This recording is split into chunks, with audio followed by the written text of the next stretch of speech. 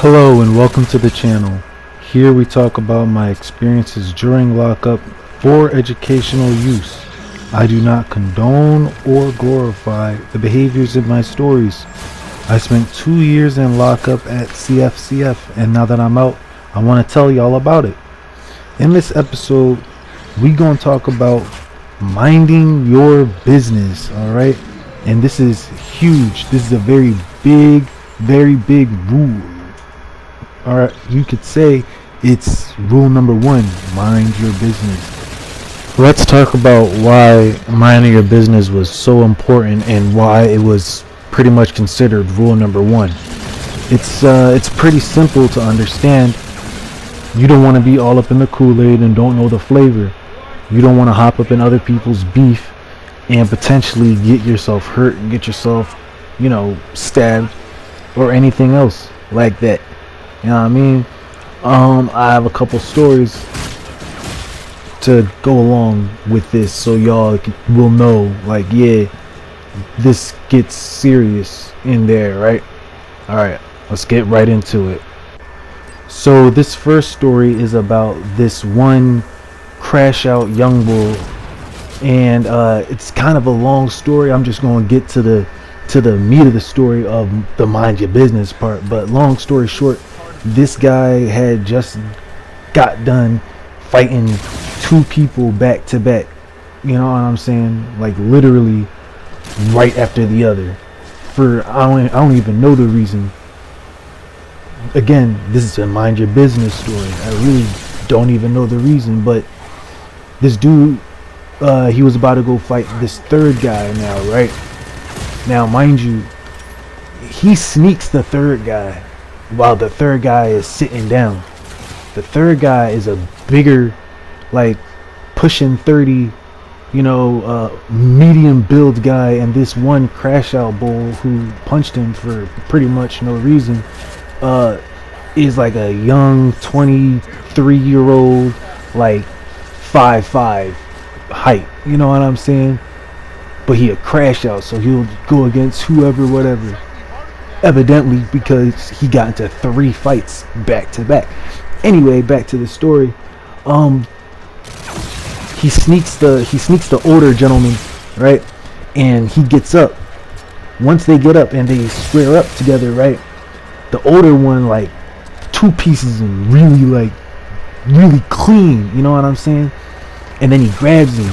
Once he grabs him, the younger one, his banger, his prison knife, falls out of his waistband. Now mind you, this is out in the day room. Everybody see this fight, right? Everybody see this banger, but nobody's saying nothing, right? Nobody's saying, hey, watch out, your banger is on camera, all that. Nobody's saying none of that. Somebody just comes up and just swipes it up real quick, because they see that the young bull was kind of, acting out of pocket, you know what I'm saying? And he can't really, he's the type of person you don't want to have a knife in jail. He's the type of person you don't want to have, right? So he got his knife stolen immediately. Anyway, after the fight, right? Mind you, everybody minding their business, right? And yeah, I look like Steve Urkel, right? But I really fight. I really rumble. I really mix. Anyway, this dude comes up to me. He's like, yo, bro, you was right there. Like, did you see the knife that fell out my pocket? I'm looking for my banger, bro. Where's it at? I'm like, bro, I didn't see nothing, bro. I didn't see anything. He's like, bro, I know you saw, bro. You acting real weird, and I'm about to crash out on you, bro. Blah, blah, blah, blah, blah, right? I look at him dead in his soul. I look at him dead into the windows of his soul, and I'm saying, what you said, bro? And he was like, oh, no, never mind, bro. Never mind, big bro. I'm just saying, bro, you was right there, and I'm just trying to find my banger. I'm like, nah, bro, I didn't see it, bro. I didn't see it, straight up. You know what I mean? I don't tell, I don't snitch, nothing, bro. I didn't see a thing. You know what I'm saying? And after that, he was just like, all right, and just walked off. Now, mind you, right, if I would have said, yo, this person and that person picked up your banger, and that person said, ha ha ha, I'ma laugh at him behind his back, right? If I would have said all that, he would have crashed out on all three of them, and then all three of them probably would have did something to me. You know what I'm saying? Common sense stuff.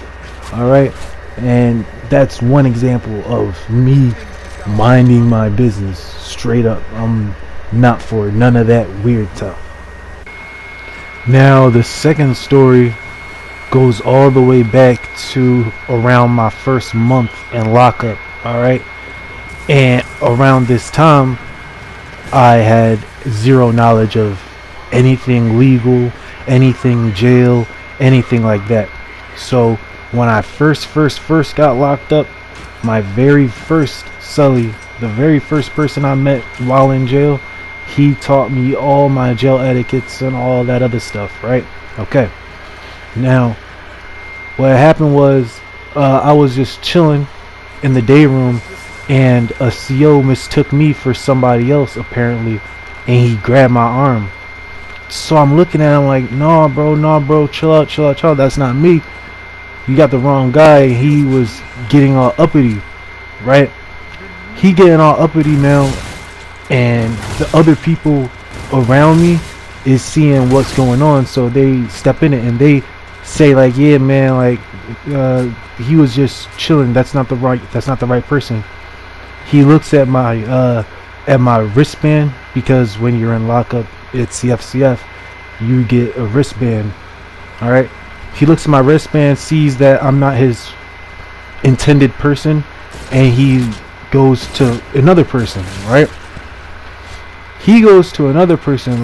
And he like starts like harassing them, right?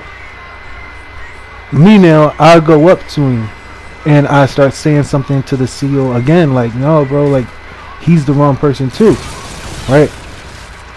Now the dude who pretty much taught me everything that I knew, right, I'm not gonna lie, he was like 11 years younger than me, 10 years younger than me, right?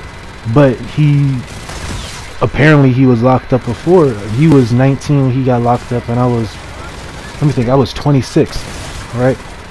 But anyway, he came up and he was like, yo bro, you gotta chill, this is they house, yada yada yada, you gotta mind your business, bro. Like I said when you first got in, rule number 1 is mind your business and you gonna be alright. Fall back.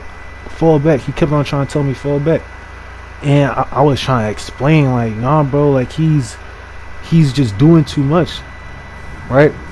So then my man's, he's like, yo bro, you gotta let that shit slide, or we could go somewhere, we could take it somewhere.